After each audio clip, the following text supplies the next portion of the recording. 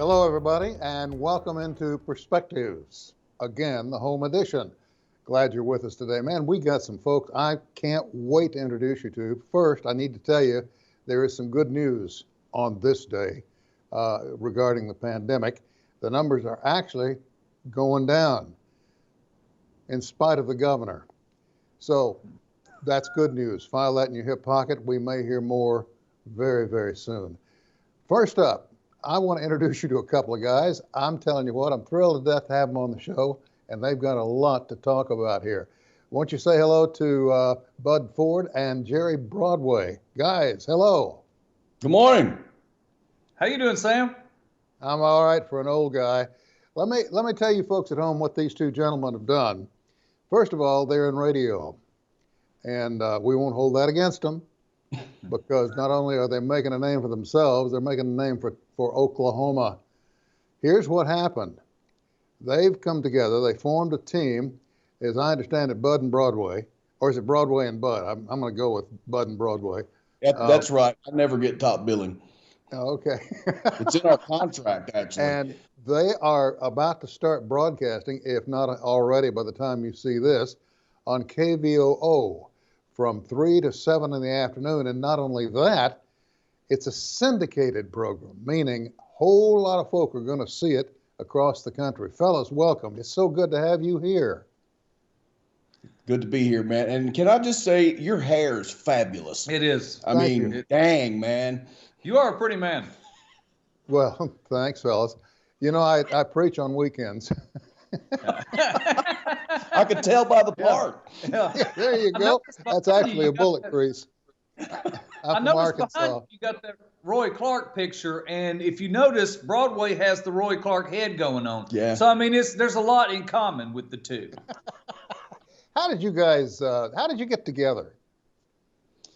We came together in Dothan, Alabama, which is a town down in Alabama, the southern part of Alabama, right along the Florida border back in 2010. I was actually running a station there, and we were looking for someone to do afternoons. I was on the morning show, and we put out an ad, and he was the only guy that applied. And so we didn't have any choice but to hire him. And that's not true at all. Like 400 people applied for the job, and Bud won out, and we put him on afternoons. But he and I started hanging out together because we were in the radio station. We had similar hours, and we would go to lunch a lot during the week. And it, you know, over the course of a few months, we noticed that everywhere we went, people seemed to be paying attention to what we were saying because we talk kind of loud, and they were laughing a lot. And we didn't know if they were laughing at us or with us, and it really didn't matter. And a little bit down the road, an opportunity came up. I needed a new morning show partner, and I asked Bud to come sit in with me because I hate doing the show by myself. And he came into the studio, and we did one show together, and we haven't done a show apart since. And that was almost 11 years ago. And he remembers my lunch orders everywhere we go, and I couldn't ever remember them. So he would always tell me what I had at this restaurant and that restaurant. So without him, I feel lost. It really is a sad relationship. There's a rumor going around you guys are joined at the hip. And if that's the case, what we're seeing right now is a good shot of it. You know, many years ago, back before Sam's got jokes. He knows. Back when you kids were born, I started in radio. This is well over 50 years ago. I brought along something to share with you. This was the first, it's a model of the first microphone I ever used. It's an Alltech birdcage microphone, which at the time was state of the art. I mean, this honey, boy, everybody wanted a birdcage Alltech. So the station where I started had one. All of our commercials went on plastic carts like these. Done that. That's how we started too. So today, you guys have microphones that are much smaller, sound better. You're computerized. So it means, number one, you got to be smart. You got to have a lot of savvy to do what you're doing.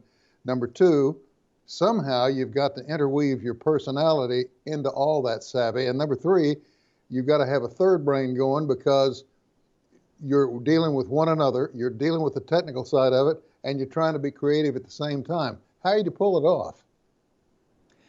It's interesting. You know, I don't know that it sounds any better than that mic you're talking about for starters, but when we left Tulsa and we got our show here in St. Louis, and we put together what we were putting together originally. Our goal, even in Tulsa, was to syndicate this show. And back then, we surmised it would cost us 10, 15 grand in equipment just to get started.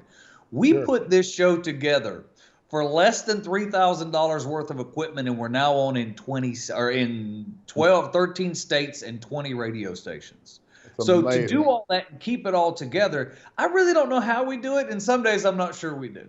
We trip you're and a fall, former- Sam. You're a former television There's a lot of meteorologist, right? hunting and pecking and just, trying to figure things out as we go along. We really are. Since we got into the world of syndicated radio 6 months ago, we have been wading in unfamiliar territory and literally day by day learning how this thing works and what we need to do and how we fit into it. So it's a big learning curve. And Sam, we're only about a month from launching our first ever countdown show, which is something, I mean, you worked in radio, you know how it is. I mean, I've always dreamed of being a part, just a little part of a countdown show. Somebody just say my name on a countdown show. But this is going to be our own countdown show, hopefully heard in 20 plus markets, 20 plus states if we can. And so, I mean, things are really growing, and we're just blessed. The good Lord's blessed us. Big time. Well, clearly, Bud, you don't get blessed unless you got the talent. And the big guy at the WGOD probably looked around and said, you know what, those two deserve a break today. And I don't mean at McDonald's. So he launched your ship. And Bud, you used to work in weather, didn't you? I did. I'm a meteorologist. I worked at Channel 8 when I was there. And it was interesting. When I met Broadway, the reason I got involved and got the opportunity to work with Broadway is because he knew people that worked at a television station in Dothan, Alabama. And I was working in Nashville, and he said, listen, I'll hire you for afternoons, and I'll open the door for you to get in and go to work in Dothan. Well, that reel that I put together, I submitted to Channel 8 in Tulsa when I moved there, and they were kind enough to hire me. So I got a chance to work with tornadoes. I originally got in the business because I love to study and work with hurricanes, but they allowed me to work with tornadoes. So it was such a great thing. And Broadway is such a weather enthusiast. So together between us, we worked afternoons, and it was such a great opportunity to cover weather. And we learned a lot. Well, a lot of folks may not understand this, but first of all, outward appearances notwithstanding, because you could walk past you guys on the street and nobody would know that you're both blessed with a half brain. And together it becomes one, and you guys churn out a product that triggered a lot of heads, caused them to turn, and we're looking at a picture right now of the CMA Awards. Tell us about that. That was probably, to date, the biggest thing that's ever happened to either one of us. We actually were very fortunate that we actually picked up a CMA award, and we picked up an award from the ACM. And those are two, just the trophies are beautiful, and it's a huge honor. How we got there, I mean, it's really weird because if you look into the world of radio right now, there's a lot of watered down entertainment across the board. There's a lot. Radio back, you said you were in radio 50 years ago. It was all about the personality back then. If you didn't have a personality, you couldn't be on the radio. Well, that kind of went away. We've done everything in our power to try to bring that back. We try to be bigger than life if we possibly can, but we try to just get in there and mainly just be ourselves and have a good time and not sound like we're reading a script, because Lord knows we're not. Ask any boss we've ever had. We don't plan much. We're not planners. No, and thanks to the support of Tulsans and people all over the state of Oklahoma, not only that year did we win a CMA, but we won an ACM in the same calendar year, which has only been done twice. Talk about being blessed. That's just amazing. Well, it takes a lot of talent to get there, boys, and you clearly have it. I recall something from my early days, back in the day when you had, normal shifts. The new guy always pulled, I won't say on television what kind of language we used for that shift, but it meant that you broke your stride, and if you worked, let's say, Monday through Friday from 6 in the evening till midnight, Sundays you worked Sunday morning from 6 a.m. to noon. And one of the things you had to do was run a lot of taped programs. And back then you had to have a license to be on the air. I mean, there were so many differences. But one of the shows, and I never will forget this, was a religious show that came out of Florida. A guy named Ray Brubaker, and he had a voice kind of like this, and he did God's News Behind the News. Well, sir, what was interesting, it was a 7.5-inch reel, and I'd have to cue it on the machine. There was a small speaker in that machine. It'd go, odd, God, God, and all of a sudden it hit me. God forward is God backwards on a tape deck. Man, blew me away. We too did those Sunday morning shows. We have the licenses as well, and I remember back in those days. And I tell you what, you learn each one of those reels, depending upon the size of the reel, is either 15 or 30 minutes. So you knew how long you could sleep between each segment. Right. Oh, those were the days, my friend.